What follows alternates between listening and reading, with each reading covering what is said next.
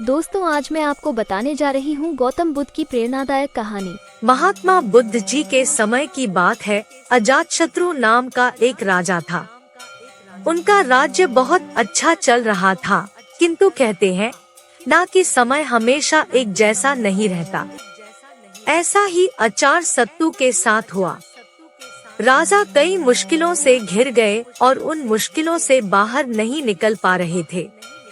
उन्होंने कई युक्तियां अपनाई, लेकिन असफल रहे। एक दिन उनकी मुलाकात एक तांत्रिक से हुई। राजा ने तांत्रिक को अपनी मुश्किलें बताई। तांत्रिक ने राजा की बातों को ध्यान से सुना, फिर उसने एक उपाय बताया।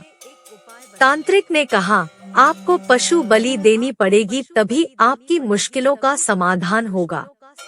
पहले तो राजा काफी सोच विचार में पड़ गया, लेकिन उन्हें जब कोई भी रास्ता ना दिखा तो उन्होंने तांत्रिक की बात मान ली।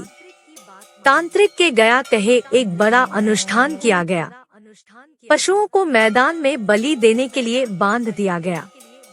संयोगवश उस समय महात्मा बुद्ध राजा के नगर में पहुँचे।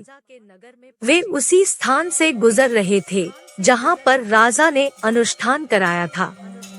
महात्मा बुद्ध ने जब देखा कि निर्दोष पशुओं की बलि दी जाने वाली है, तो वे राजा के पास गए और बोले, राजन, आप इन निर्दोष पशुओं को क्यों मारने जा रहे हैं?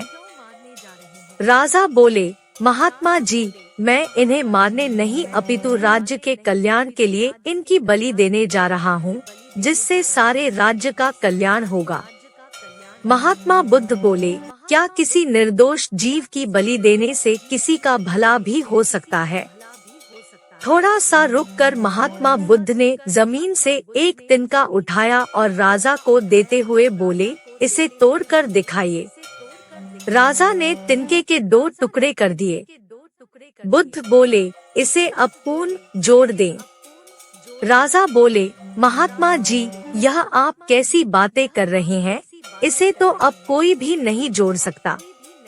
तब बुद्ध राजा को समझाते हुए बोले, राजन, जिस प्रकार इस तिनके के टूट जाने के बाद आप इसे नहीं जोड़ सकते, ठीक उसी प्रकार जब आप इन पशुओं की बलि देंगे तो यह निर्दोष जीव आपके कारण मृत्यु को प्राप्त होंगे और इन्हें आप दोबारा जिंदा नहीं कर सकते, बल्कि इनके मरने के बाद आपको जीव हत्या का दोष लगेगा और आपकी मुश्किल है कम होने के बजाय और भी कहीं अधिक बढ़ जाएंगी, क्योंकि किसी भी निर्दोष जीव को मारकर कोई भी व्यक्ति खुशी नहीं प्राप्त कर सकता।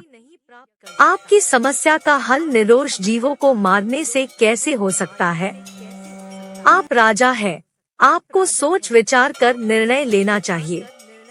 अगर आप सच में अपनी मुश्किलों का हल चाहते हैं, तो दिमाग से काम लीजिए। मुश्किलें तो आती जाती रहती है, यही जिंदगी का सच है।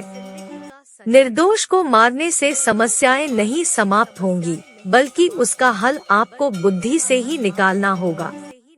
बुद्ध की बात सुनकर अजातशत्रु उनके चरणों में गिर पड़े और अपनी भूल की क्षमा मांगने लगे। अजातशत्रु ने ऐलान करा दिया कि अब से उनके राज्य में किसी निर्दोष जीव की हत्या नहीं की जाएगी। दोस्तों, आशा करते हैं ये कहानी आपको अच्छी लगी होगी। जाते जाते इस चैनल को लाइक और सब्सक्राइब करें, बेल आइकन दबाना ना भूलें।